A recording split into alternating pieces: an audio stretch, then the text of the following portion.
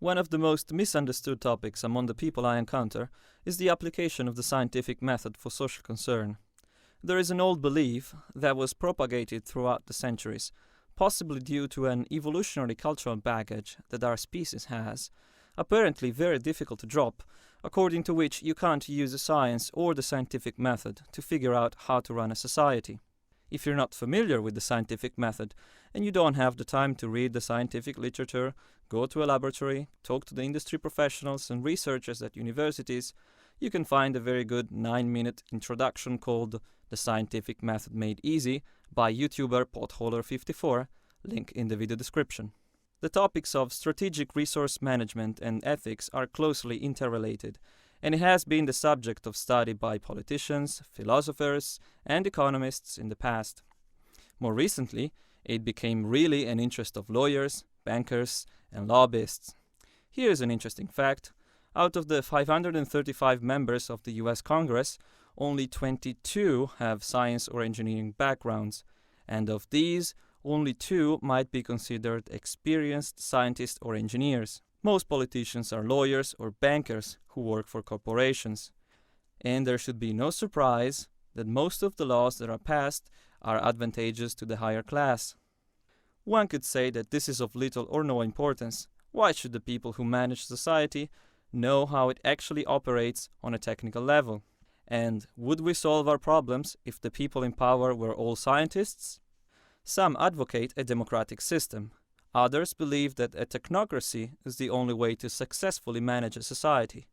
And then, of course, you have the free market advocates, who hold a strong belief that the invisible hand and the power of competition is the driving force to make people happier and more productive. I will explain why all of these approaches are fallacious and display very obvious problems. Democracy is a word that has been used and misused for centuries. So before I go into the details, let's clarify a few concepts. The term comes from the Greek demokratia, rules of the people, which was coined from the word demos, people, and kratos, power, in the middle of the 5th and 4th century BCE to denote the political system that existed in some Greek city-states such as Athens. To cut short, democracy is a form of government in which all citizens have an equal say in the decisions that affect their lives. It is important to point out that no country in the world uses or has ever used such a system. In the past, it was due to problems related to logistics. A small city of a few hundred citizens might have been able to use it, but as numbers grew larger and larger, it became increasingly more difficult. With today's technology, it would be, in principle, possible through systems of e-voting on the internet. But when one looks at the matter more deeply, serious problems arise. There are literally hundreds of things that require a decision to be made. Are we to vote all together on a nation on each of these issues? Supposing that was the case, how can we be sure that we took the best choice available at the moment? To understand why this isn't such a good idea, let's use an analogy. Suppose you suddenly discover that you have a rash on your skin. What do? Would you call up all of your friends for a democratic vote on what actions should you take next? Most people would go to a qualified medical doctor who will redirect them to a dermatologist, an allergist, or any other specialist who might be knowledgeable about the subject. The reason for this is that specialists use well-established scientific practices that can be studied, tested, checked, and improved constantly. It is very clear to people when it comes to medicine what the course of action should be, and that's because it has a direct effect on their lives and they can see the result in a relatively short time.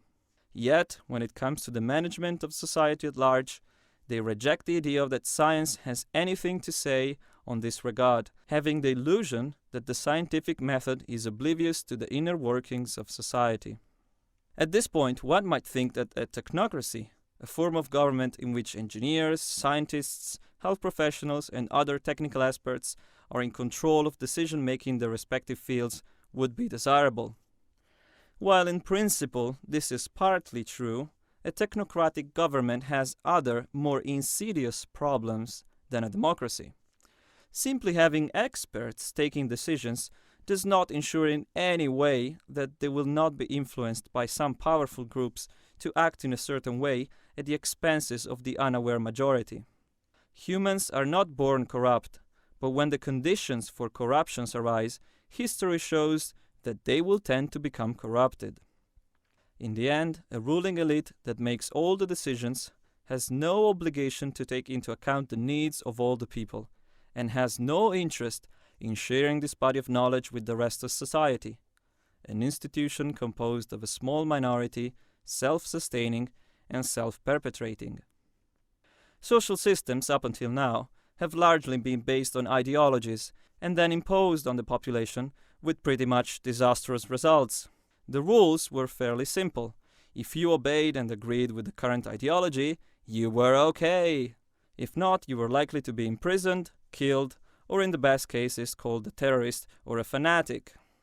The most commonly employed strategy for those who have power to keep their power is to maintain the population either ignorant, fearful, distracted, or a combination of those. A technocratic system in and of itself is no better than any other form of government if certain conditions do not precede the newly created system of governance. So, what exactly are these conditions? Number 1. No form of government should be put in place against the will of the people. Often I get asked, what would you do if most people don't want to participate in this system, or if they don't like it? This is a non-existing problem, since the new system will only be used if it becomes emergent from the zeitgeist of society, the general cultural trend that underlies the basic values at a given time. If the values don't change, then nothing will happen. Billions of people will continue to starve and have their access to the necessities of life refused, while the richest 1% keeps accumulating more and more wealth. Or, in other words, business as usual. Number 2. Everybody should get free access to relevant education. The only way to ensure that a small elite does not take advantage of the situation is for all to be scientifically literate. This does not mean that everybody should be a scientist, but rather that everybody should be able to understand how the processes of decision-making work, and they should be given all the tools to be able to give a contribution if they want to. The more people tracking and cross-checking each other's activities, the more likely you are to have a fair and balanced social system. The more people are ignorant to the inner workings of society, the more likely you end up with a corrupt aristocracy. Most rational people would agree that if such conditions apply, then the fear of a ruling elite or an institution imposing a way of living is nonsensical. But the internet is also a house of all sorts of misconceptions, twisted words, and meaningless projections, as we will see. Of all the false dichotomies that people are enslaved to, this has to be one of my favorites. There is no scientific theory of whether you should use nuclear power or solar panels. You are comparing science with politics and morality, and that's absurd. Science and the scientific method does not tell you which option to choose. Of course, science will tell you which option to choose from according to the data provided and your initial intentions. If you don't know how the process works, I will attempt to explain it for you in very simple terms. You start by asking yourself, what is the desired result? That is, what is your end goal and which conditions need to be satisfied to reach it? Yes, you do have to start from somewhere, and that's what we call the basic values of a society, something that we all have to agree on that is beneficial for us. Generally speaking, you want to maximize the well-being of everybody, and that needs to be adapted according to the situation. For example, the Zeitgeist movement is a sustainability advocacy organization and recognizes that all countries must disarm and learn to share resources and ideas if we expect to survive in the long run. Hence, the solutions arrived at and promoted are in the interest to help everyone on the planet, not a selected group. One could always argue that peace, sustainability, and prosperity are not desirable conditions, and that they prefer poverty, corruption, pollution, war, and mass starvation. If you do, I don't know what you're talking about. Let's go back to our example.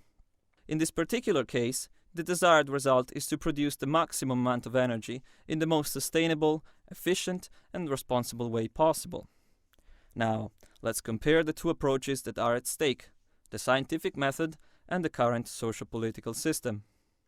This method is fairly straightforward and simple to describe, but for some reason very hard for the general public to understand.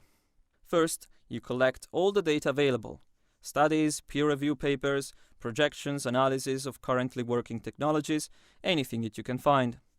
Of course, it has to be reliable and as objective as possible. It is utterly futile to pretend that you can achieve absolute objectivity. Errors may always creep in. That is why we use the process of peer review and large samples. Next, you simulate all the possible scenarios according to the data available. What are the environmental impacts of the extraction, production, usage, and disposal of a particular technology? What are the raw costs of productions in terms of energy, materials? What is the availability of each energy source over time, and so on? The end result will be a list of desired values and coefficients, which will tell you what particular technology you want to use. It may be that for a particular geographical area, one will be favored over another, due to the topology of the place, the involvement of the local communities, and many other factors. What is sure is that it won't be a one-size-fits-all answer, but rather a personalized result that changes accordingly to the initial conditions. Now, let's see how things are decided in the current socio-political structure. First, you start by getting yourself elected. Yes, it matters not whether you have any technical expertise, understanding, or even knowledge of how to solve the problem at hand. This is a popularity contest. As such, the following rules of the game apply. The greater the amount of money at your disposal for your campaign, the greater the probability of success. Of course, in the process, you're going to have to accept compromises and donations, the great majority of which will come from multinational corporations and banks, who will ask for your obedient cooperation when the time comes. You gather up a group of scientists and technicians for a report on a particular topic, of which you have no technical understanding and cannot evaluate the validity of the results provided. Most of these scientists and specialists are inside men and women from corporations, who finance your very political campaign and who act on the direct interests of their stockholders, not to the solid scientific evidence in the interest of all the people and of the planet. In the end, what matters most is that the expected profits from banks and corporations are stable and solid. The stockholders will generously repay you for your efforts, while a media campaign paid by your investors will secure you a sure victory on the next election. The reality is that the current infinite economic growth paradigm is not only mathematically unsustainable, but it is ecologically detrimental. While people can debate the theoretical nature of capitalism and how it's supposed to function, one thing is historically clear. It perpetuates and requires constant growth and consumption. The entire basis of the market system is not the intelligent management of our mostly finite resources on the planet, but rather the perpetual extraction and consumption of them for the sake of profit and economic growth. There are of course other issues that need to be addressed. With this video, I merely wanted to show the basic reasoning behind the use of the scientific method for social concern. In the next videos, I shall go into the details and I will try to resolve some of the doubts that might emerge. Please keep in mind a few facts. This, like science, is an emergent process. Mistakes can always happen, and as they do, they will be corrected and the theory will be upgraded. This is not a search for perfection. Understanding science means understanding that perfect systems, when talking about the natural world, are an oxymoron. All we can do is to strive for a better theory, which can be tested and changed accordingly. This is why the word proof is relegated to the field of mathematics and logic. In science we have theories, models that are consistent with the body of observational knowledge available. I am a human being, and as such, I can be wrong, oh yes. For that reason, I am open for discussion and clarification of any of the points I make. It may be that I miss something, misinterpret some data, have a logical fallacy here and there in the reasoning or anything else. So if you do see any of these things occurring, please point them out in a coherent argument that I can check and verify. No, this does not count as a coherent argument. Let's see if I can find something else. No, that's not that either. If this is such a hard thing to grasp, I will make a video on what a cult is, so that you might stop embarrassing yourself in the future by showing your lack of understanding of what the word cult means and how it should be used. In the meantime, I invite everybody to post their comments and preferably the video responses in a concise and clear manner. Hopefully we can get a genuine discussion started. Until next time, peace.